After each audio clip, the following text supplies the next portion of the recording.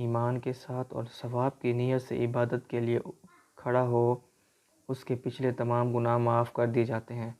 نبی کریم صلی اللہ علیہ وآلہ وسلم کا ارشاد ہے کہ جو شخص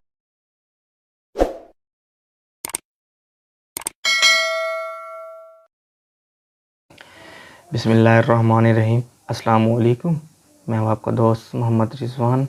آپ دیکھ رہے ہیں یوٹیوب چینل عربی آفیشیل۔ ایک نئی ویڈیو کے ساتھ آج حاضر ہوئے ہیں، اور آج کی ویڈیو میں جیسے کہ آپ لاسٹ 2 دن سے سن رہے ہوں گے، ہم نے احادیث شروع کی ہوئی ہیں، تو ہم نے آج بھی احادیث پڑھنی ہے۔ تو ہماری آج جو ہم نے حدیث لی ہے وہ لی ہے فصل ثانی سے، اور فضائل رمضان کی جو فصل ثانی ہے وہاں سے ایک حدیث لی ہے۔ اب ہم اسے پڑھیں گے، انشاءاللہ آپ کو تشریح بھی ساتھ ساتھ کریں گے۔ ہماری ویڈیو اینڈ تک دیکھیے گا اور چینل کو ضرور سبسکرائب کیجیے گا۔ بسم اللہ الرحمن الرحیم۔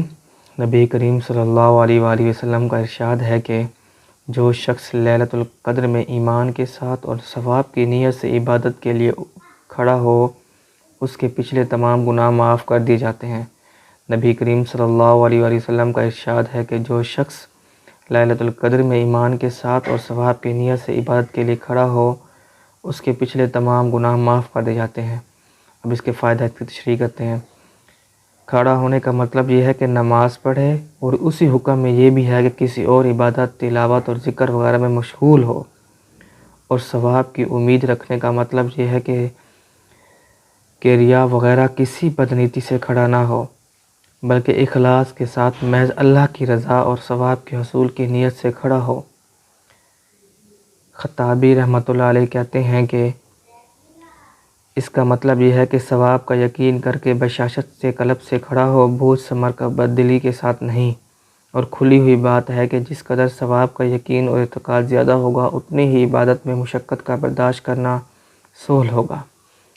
یہی وجہ ہے کہ جو شخص قرب الہی میں جس قدر ترقی کرتا جاتا ہے، عبادت میں انہماک زیادہ ہوتا رہتا ہے۔ نیز یہ معلوم ہو جانا بھی ضروری ہے کہ حدیث بالا اور اس کی جیسی احادیث میں گناہوں سے مراد علماء کے نزدیک صغیرہ گناہ ہوتے ہیں، اس لیے کہ قرآن پاک میں جہاں کبیرہ گناہوں کا ذکر آتا ہے، ان کو الا من تاب کے ساتھ ذکر کیا ہے۔ اسی بنا پر علماء کا اجماع ہے کہ کبیرہ گناہ بغیر توبہ کے معاف نہیں ہوتے۔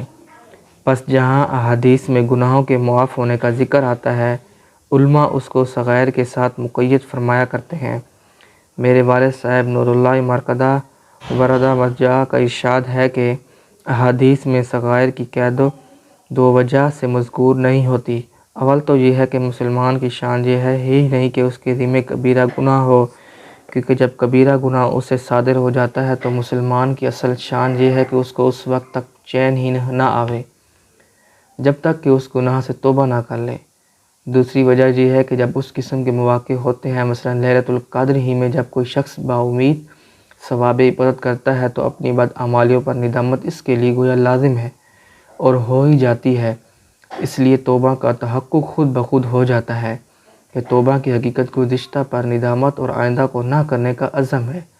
لہذا اگر کوئی شخص کبائر کا مرتکب بھی ہو تو اس کے لیے ضروری ہے کہ لیلۃ القدر ہو یا کوئی اور اجابت کا موقع ہو، اپنی بدعمالیوں سے سچے دل سے، پختگی کے ساتھ، دل و زبان سے توبہ بھی کر لے، تاکہ اللہ کی رحمت کا کاملہ متوجہ ہو اور صغیرہ کبیرہ سب طرح کے گناہ معاف ہو جائیں، اور یاد آ جائے تو اس سایہ کار کو بھی اپنے مخلصانہ دعاؤں میں یاد فرما لے۔